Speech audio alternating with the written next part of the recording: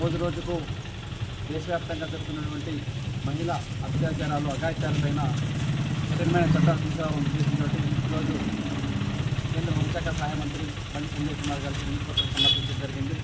ఈ సందర్భంగా వారు మాట్లాడుతూ దేశవ్యాప్తంగా కఠిన చట్టాలు అవసరం ఎంతైనా ఉందని, దీనికి తనతోటి సహచార మిత్రులు ఉందని మంత్రి బృందం ఏదైతే ఉందో వారితో చర్చించి వీటి గురించి చర్య తీసుకుంటామని చెప్పి హామీ ఇవ్వడం జరిగింది. ఎందుకంటే ఈరోజు 6 సంవత్సరాల అమ్మాయి నుంచి 60 సంవత్సరాల వృద్ధురాల వరకు కూడా ఈరోజు దేశంలో గంటకు 4 అత్యాచారాలు జరుగుతున్నాయంటే చట్టాల్లో ఉన్నటువంటి లొసుగులను రాష్ట్రాల మధ్య సమన్వయం లేని కారణంగా ఈ నిందితులు దీన్ని ఆసరాగా తీసుకొని తప్పించుకొని తిరుగుతున్నారు.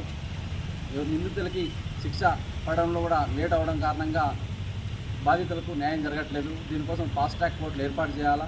అదేవిధంగా నిందితులను విచారించేందుకు రాష్ట్రాలు కేంద్రాల మధ్య ఒక సమన్వయమైన ఏజెన్సీ లాగా ఒక వ్యవస్థను ఏర్పాటు చేస్తే ఏ రాష్ట్రంలో జరిగిన అత్యాచార నిందితులు రాష్ట్రాల మధ్య సమన్వయ లోపం లేని కారణంగా ఇక్కడి నుంచి వేరే రాష్ట్రాలకు పారిపోవడం, అక్కడి నుంచి ఇంకో రాష్ట్రానికి రావడం, దీంతో ఎవరైతే బాధితులు ఉన్నారో వారికి న్యాయం జరిగే దాంట్లో చాలా జాప్యం జరుగుతుంది.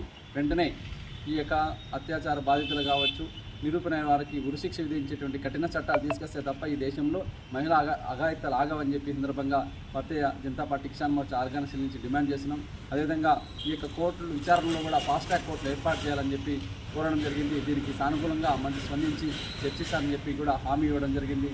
కనుక ఈ రాష్ట్రంలో ఈ దేశంలో మహిళలు అఘాయిత్యాలు ఆగితేనే ఈ యొక్క ఈ టెక్నాలజీ అభివృద్ధి చెందిన ఈ సమయంలో కూడా 4G 5G టెక్నాలజీ ఈ సమయంలో కూడా అఘాయిత్య నిందితులు పట్టుకోవడానికి ఇంత జాప్యం జరుగుతుందంటే దీన్ని తీవ్రంగా ఖండించాల్సిన అవసరం ఎంతైనా ఉందని చెప్పి ఈ సందర్భంగా కోరుకుంటున్నాం.